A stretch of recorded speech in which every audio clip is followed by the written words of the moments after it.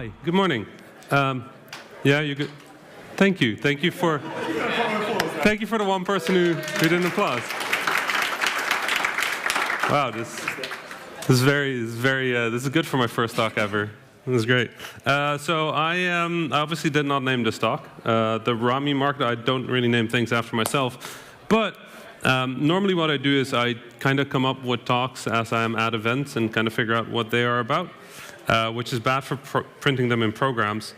But I thought, hey, this is a fun challenge. Let's get a sort of high-level overview of the games industry, talk to people in all parts of the games industry, and figure out what the topics are that they keep coming back to. And honestly, there was mostly just one topic, and to talk about that a little bit, I actually heard it mentioned in the previous talk real quick as well. We have to go talk about Steam. And I understand that Steam is not necessarily a mobile platform, but it is kind of an important platform because it is huge and sort of seen as like the de facto games market. And there's been these weird rumblings about Steam losing steam, about blood in the water, about new stores coming up. And even though this is primarily a PC issue, it obviously kind of affects the games industry as a whole, because there are fewer and fewer games that are platform-centric, even though there are absolutely mobile games and PC games. In the current day and age, mobile phones have gotten so powerful that these markets have started to overlap in ways that we did not have before. And it's making people not just a little nervous, but they also check for opportunities that might exist there. So, as an independent developer, a lot of people say indie games started with Steam and then later iOS, and then nowadays people would say that, well, this is where you sell your games. You sell them on Steam, and then you port them to mobile, and you port them to console, and then you release on all of them because that minimizes your risks, and that's fair. But then if you look at where people are actually selling their games, they're kind of selling them on these places, which includes like funding platforms like Kickstarter and Fig, but also nowadays content providers have started to sell games like Twitch and Discord. Yes, we're absolutely still selling on Apple and Xbox and stores like itch.io and Origin, and there's now blockchain stores like Robot Cash. There's Humble Store, which evolved from the Humble Bundle. There's Green Man Gaming. There's places where you can buy and resell games. There's a lot of places. Yeah, that is just looking at our little part of the market, because if you look a bit further and you look a bit more abroad, there's a lot more stores that have a lot more things that you can buy. There's things that are globalization. It means that we can publish in a lot more places. And even though we have all these stores, these are not the stores that have changed what the industry is going to look like as much as one very simple thing, which is FORTNITE. The thing that is about to change the games industry is that literally everybody can open a store. And anybody who can pull the traffic in will. Because it makes no sense not to. If you make a game that has any numbers at all, you make it a store.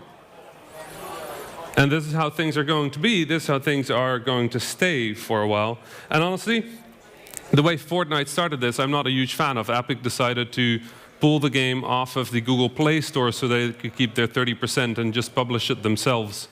I didn't like that. The thing I didn't like about it is that it kind of gives Apple a free 30% just for being a closed ecosystem, and I don't like that implication. Sure, I think the idea behind it is fine. Be your own store. That's cool. That'll be good for everybody. I don't like that that had to happen this way, but that's a different story I don't really want to talk about. The thing I want to talk about is what is happening right now. And these are the two words that no matter where in the industry I talk to people, they keep coming back up. It's fragmentation and consolidation. These are the two topics that, as far as I can tell, everybody's talking about. And this is not new to the mobile space. The mobile space has fragmented into, what, 7, 8 different markets in the past years?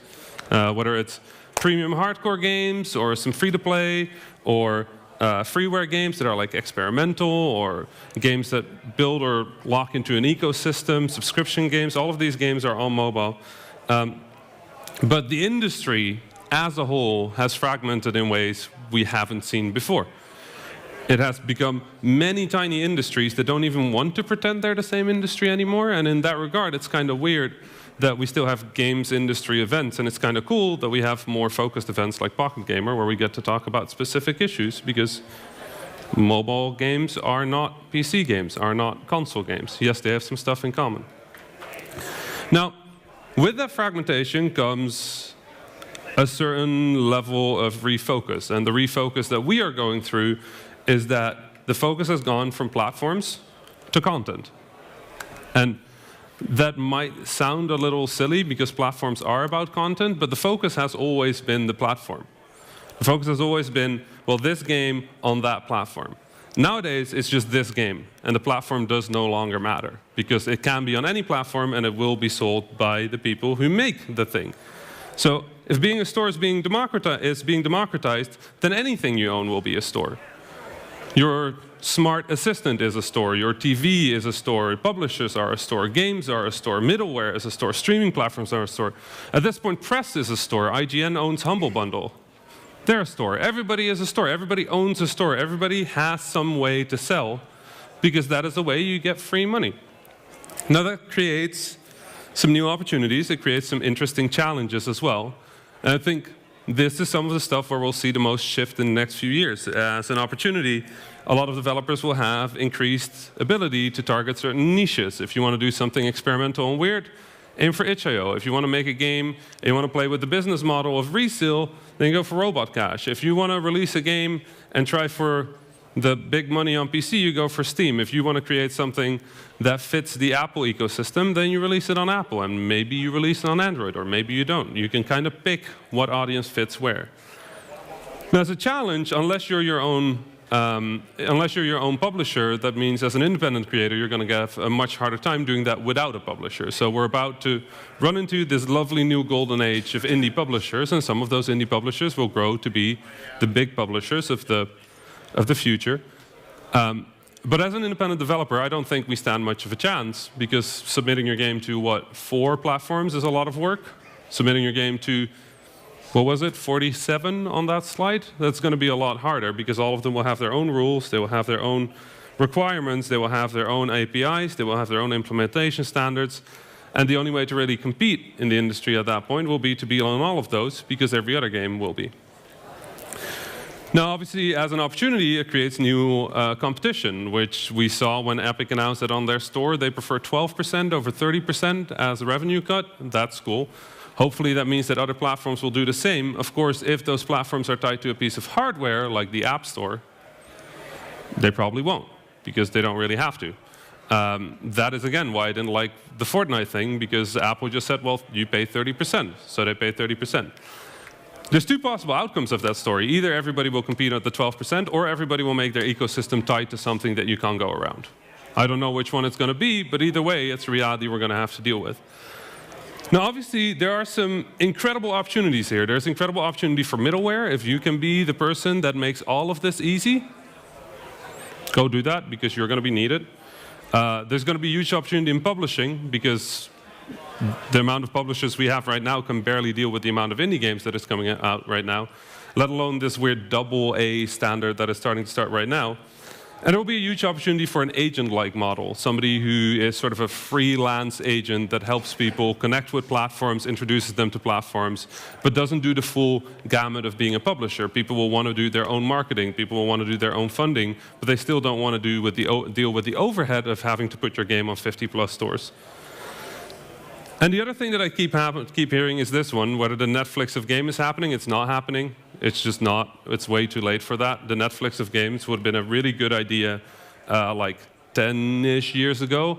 But instead, Netflix started as the Netflix for movies. And that was that.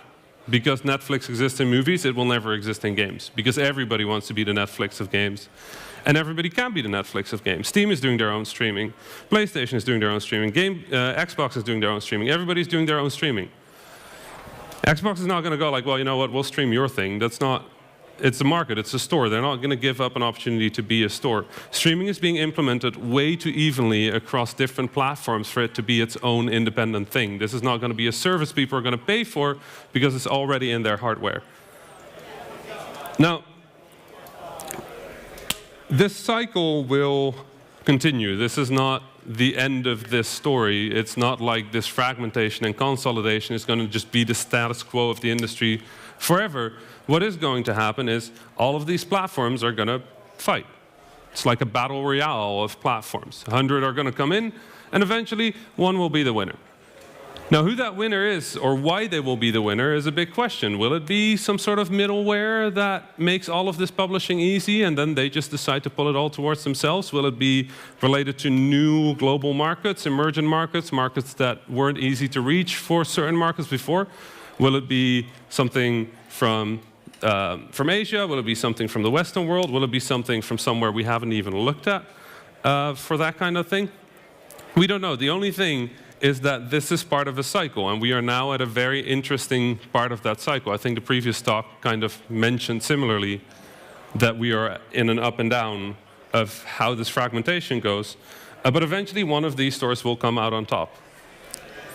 That doesn't matter too much now. What matters now is there is an incredible wealth of opportunity in this fragmentation. It is something that a lot of people talk about with worry, but the more I think about it, the more I think that this is something that we should welcome, look at the opportunities of, and then work with that. And I think that was that. Thanks so much.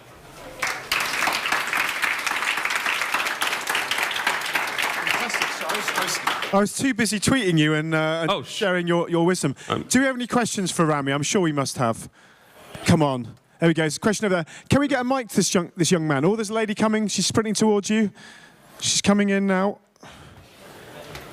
Well, regarding the fragmentation of the markets, isn't there, like, as a natural backlash of that, you mentioned that publishing on multiple platforms will become more and more complicated for developers. Isn't that also going to actually result in a decrease in audience exposure, because people would obviously have a, they'll have a preferred store, preferred market, and will end up in a field of not console exclusivity, but platform exclusivity in many cases? Yeah, and I mean, the platform exclusivity will be an interesting thing because the main thing that's going to happen is people are going to expect their games to be everywhere. So exclusivity is going to be more and more valuable, which is a positive for developers. I think in that way, we'll see some interesting new forms of competition between these different platforms. Ultimately, though, I think that it won't limit developers' access to markets or any of that, because these audiences are not mutually exclusive. I think a lot of people will have multiple stores because stores will be built into their favorite software. So it's not like what we do now, where you have Steam, and that is the one app that you put on your phone, or you have the App Store or Play Store. It'll be a lot more like how it is in other places in the world, where people have 20, 30 different apps for accessing their favorite stuff. Excuse me, can I just make a small clarification? Sure. I was not referring for the complications for developers, but actually from the front end, from the user perspective. I mean, I can talk subjectively that, for example, it's already quite frustrating to have something like Steam and Origin and Uplay, and one of the advantages of Steam was exactly providing you with a consolidated place. And as a developer, I actually worried that users are the ones who are going to be... So the easiest way to see whether that's true is whether people are downloading FORTNITE.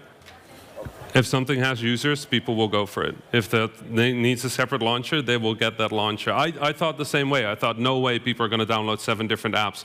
But people have Battle.net on their PC for Diablo and Destiny. They have FORTNITE launcher, Epic Store on their PC for FORTNITE. And then they just put their other stuff in Steam. Steam has turned from like your games library to where you play the other games. That's kind of a big shift. Okay.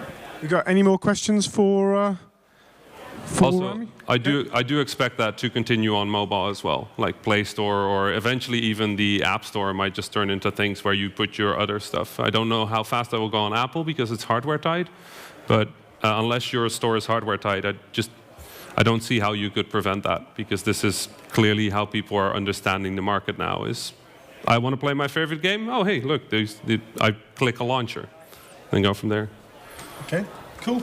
All right, can we have a round of applause, please, for Rami leading the stage?